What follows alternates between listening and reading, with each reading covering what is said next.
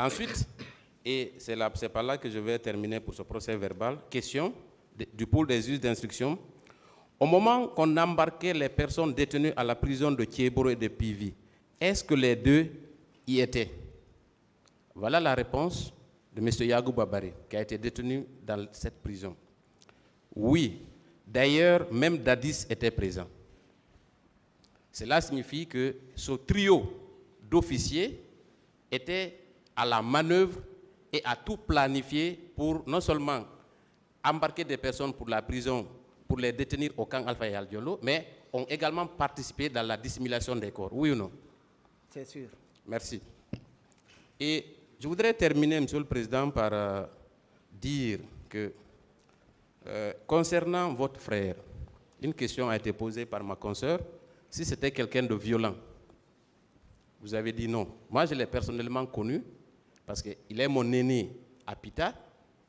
Voilà quelqu'un qui, à peine, levait les yeux pour saluer les gens, tellement qu'il était respectueux. Monsieur le Président, et c'est par là que je voudrais terminer, je vous remercie de votre patience. Merci. Merci, Monsieur le Président. Chers confrères, je voudrais à mon tour également vous présenter les condoléances et les présenter à votre famille. Merci. Alors, chers confrères, vous qui étiez au téléphone avec votre jeune frère qui était à l'intérieur du stade, est-ce qu'avant l'arrivée des militaires et leur introduction à l'intérieur de ce stade, il vous avait informé que les manifestants et les leaders étaient sous menace? Est-ce qu'il vous l'avait dit? Selon ce que lui m'avait décrit, à l'intérieur du stade, pendant un bon moment, il n'y avait rien qui pouvait faire croire qu'il allait être réprimé. Donc il n'y avait aucun problème avant l'entrée des militaires à l'intérieur? Aucun problème. D'accord. Parce que moi, j'entendais même en fond sonore les discours, parce que c'était sonorisé. Il y avait des haut-parleurs installés, c'était sonorisé. Donc j'entendais en fond sonore. D'accord. Dans ces conditions, selon vous, est-ce qu'il y a une raison fondée qu'un militaire s'introduise à l'intérieur de ce stade pour dire qu'il était venu sauver les leaders? Est-ce que vous trouvez que cette raison-là est fondée? D'autant plus qu'il n'y avait pas de problème. À moins qu'il ait des informations concernant un risque auquel ces leaders seraient exposés, je ne vois aucune autre raison. Et très ça bien. Prouverait par là aussi que cette personne Merci, très bien. Partie. Ok. Alors, le colonel Chérif Diaby nous a dit à cette barre qu'il n'a pas vu de béret rouge à l'hôpital d'Onka. Vous qui étiez présent, vous qui avez vu le colonel Chérif Diaby et qui avez également vu ces bérets rouges, vous avez vu la distance entre eux, vous avez également vu les rapports entre eux. Est-ce qu'il était possible que le colonel Chérif Diaby ne puisse pas voir ces bérets rouges? Pas du tout. Ce n'était pas possible? Pas du tout. D'accord. Parce que moi, je vous ai dit qu'il est venu avec pour les poster. D'accord. Au camp Alpha également, vous êtes venu avec vos sœurs. Vous avez vu l'emplacement de la présidence, les lieux des colonels Thiebro et Claude Pivi. Est-ce que selon vous, il est possible qu'on achemine les manifestants et qu'on les détienne au lieu de M. Thiebro et Pivi sans que la présidence de la République n'en soit informée? Cela ne peut pas être concevable. Ce n'est pas possible, d'accord. Est-ce qu'il est possible que ces des militaires qui sont également ministres du gouvernement et proches du président de la République, est-ce que c'était possible qu'ils séquestrent les manifestants dans leurs locaux sans l'accord du président de la République qui ne les a jamais sanctionnés? Est-ce que ça c'est possible? Ce n'est pas possible. Ce n'est pas possible. Merci, Monsieur le Président. Merci. D'accord, allez-y. Merci, Monsieur le Président. Maître Ba, Oui, maître. Comme vous-même vous le savez, votre jeune frère était de même âge que moi, mais moi il m'appelait même grand frère, puisque je me promenais avec vous qui étiez son grand frère. Oui. Je vais vous poser une seule question. Allez-y. Quel était son apport à la famille?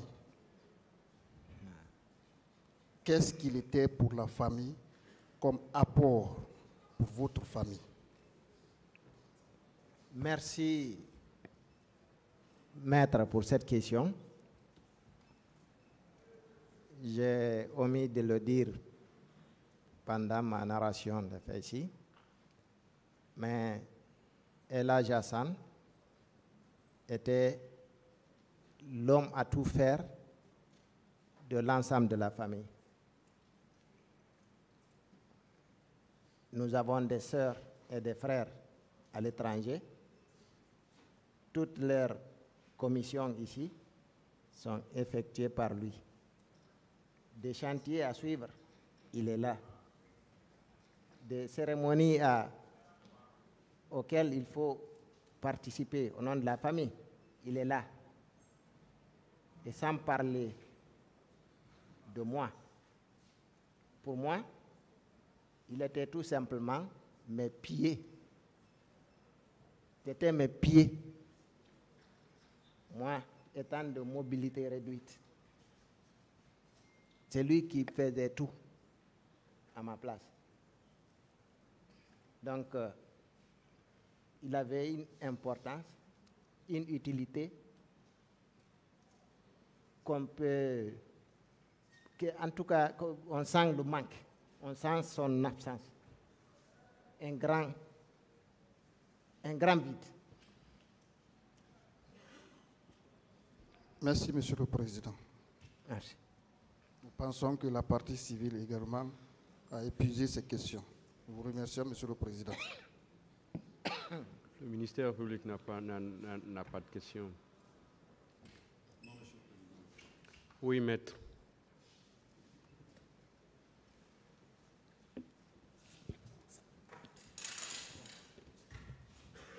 Merci, Monsieur le Président, Messieurs les assesseurs.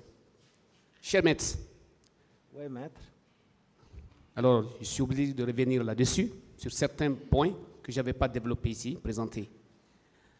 Et vous dites, quand je vous ai posé la question de savoir si colonel Diaby s'est rendu à l'hôpital, donc vous avez dit oui. Vous confirmez? Oui, maître. Mais, maître, est-ce que vous n'êtes pas en train de faire peut-être la confusion entre les deux hôpitaux, Ignace Dine et Donka? Maître, je connais où se trouve Ignace Dine et je connais où se trouve Donka. Je le sais. Voilà. Alors, mais est-ce que vous savez ce jour, colonel Diaby, il s'est rendu, pas lui seul, à l'hôpital Ignace Dine en compagnie de la RTG avec France 24. Le 28 septembre. Il y a les archives. Le 28 septembre, maître. Le 28 septembre. Répondez à la question que je vous ai posée, cher maître. Bon, j'ai déjà répondu. Et moi, ce dont je vous parle, ça a eu lieu le 28 septembre. Colonel Diaby s'est rendu à l'hôpital Ignace Dine et non à Donka. Une autre question. D'accord. Bien. Mais est-ce que vous savez qu'il y a les archives de la RTG qui sont disponibles? Une autre question. Ce n'est pas une discussion. Ce n'est pas une discussion, c'est une question, Monsieur le Président. S'il vous plaît, il a donné sa réponse. Oui, mais c'est une autre question. Vous avez, s'il vous plaît, vous avez posé une question qu'il a répondu et vous avez une autre version. Le tribunal appréciera entre les deux versions. Donc, c'est pourquoi je vous demande de poser une autre question. D'accord. Alors, maître. Oui, maître. Ici, à l'interrogatoire du colonel Diaby, par plusieurs parties, toutes les parties d'ailleurs, à commencer par moi, son conseil, et vous, effectivement, vous avez suivi toutes les audiences depuis le début. Est-ce que vous avez appris ici, colonel Diaby a déclaré qu'il est un officier sans troupe? Je l'ai entendu faire Très bien. cette déclaration là.